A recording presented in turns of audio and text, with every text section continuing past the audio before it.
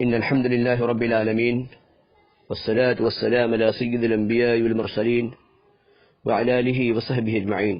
أما بعد، عن أنس رضي الله عنه قال قال رسول الله صلى الله عليه وسلم: سووا صفوفكم فإن تسوية الصفوف من إقامة الصلاة. متفق علیہ. محترم سامعین کرام، آج کے درس کا عنوان ہے صف سیدھی کیے بغیر نماز نامکمل رہتی ہے.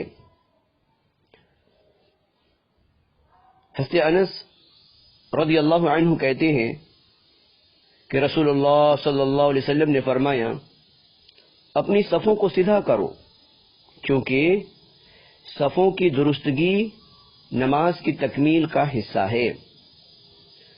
اس روایت کو امام بخاری نے اور امام مسلم نے نقل کیا ہے. اس حدیث سے بات کی وضاحت ہوتی ہے کہ صفوں کو درست کرنا چاہیے.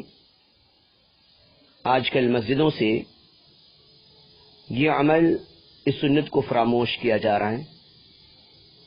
ائمہ حضرات بھی ان باتوں کا خیال نہیں رکھتے. مصلی پہ آنے کے ساتھ ہی فوراً اللہ اکبر کی تکبیر بلند کرنا شروع کر دیتے ہیں، حالانکہ صف کے اندر ٹیڑھا پن باقی رہ جاتا ہے.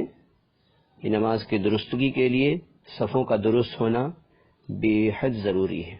تو ہمیں اس بات کا خیال رکھنا چاہیے اور اس پہ پابندی ہمیں کرنی چاہیے. اللہ سبحانہ و تعالیٰ سے دعا ہے کہ اللہ سبحانہ و تعالیٰ ہمارے صفوں میں اتحاد و اتفاق پیدا فرمائے.